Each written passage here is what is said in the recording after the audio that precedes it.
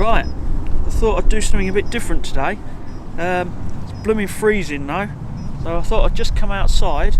We've got PRC in the background, got my tablet in my hand, recording the screen in the sun. A bit crazy, I know, but hey, bobble hat as well, ding ding. Right, okay, so I'm kind of working on a Moodle Jedi course.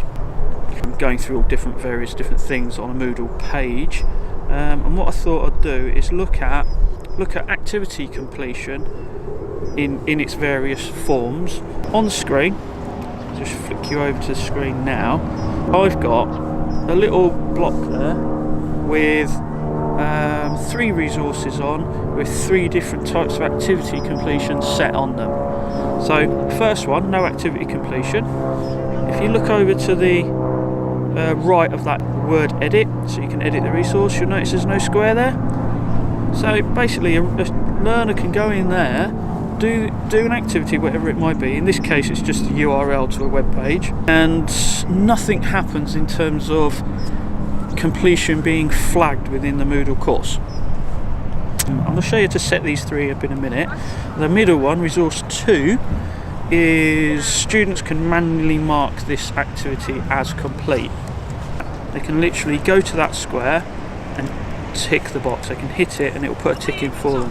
Now what that will do, that will flag the activity is complete, but you're going to have to take their word for it. Maybe you assess them later on down the line.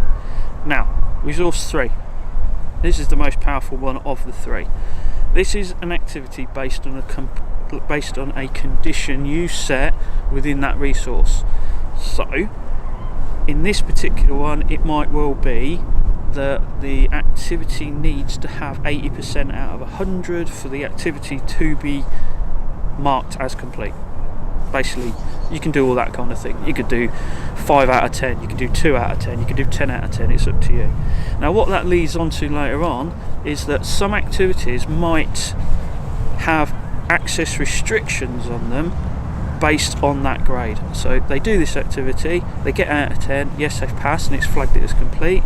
Then maybe another activity further down the line that unhides itself based on that grade. I've got print your certificate.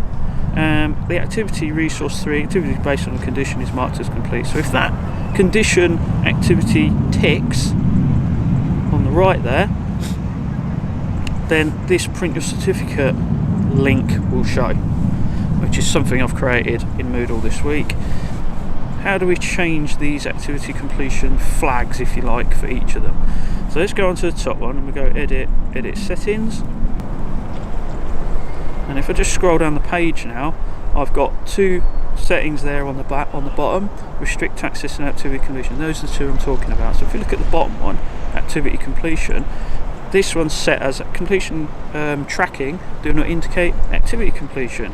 So if I click there, there's your 3 options. Do not indicate, students can manually mark, and activity is complete when conditions are met. And the conditions are set within this activity, if you like. So that's basically all you're doing. If we just look at the middle one, and then you can see some options come up. Just must view this activity to complete it. If I do that one, it enables that, so I can do that. So that one, they don't need to have activity, they don't need to have a condition, they just tick the box. That one there, at this instance, they have to view it. Now this particular activity, because it's only URL, they can only view it anyway. But if it's a questionnaire or a quiz or an assignment, that's where the grading comes in. Basically, activity completion within a resource. Dead easy, becomes a really powerful tool, and that's it. I'm going in because it's freezing, and I'll do another one of these later on. A podcast, if you like, outside in the cold. Ciao, bye.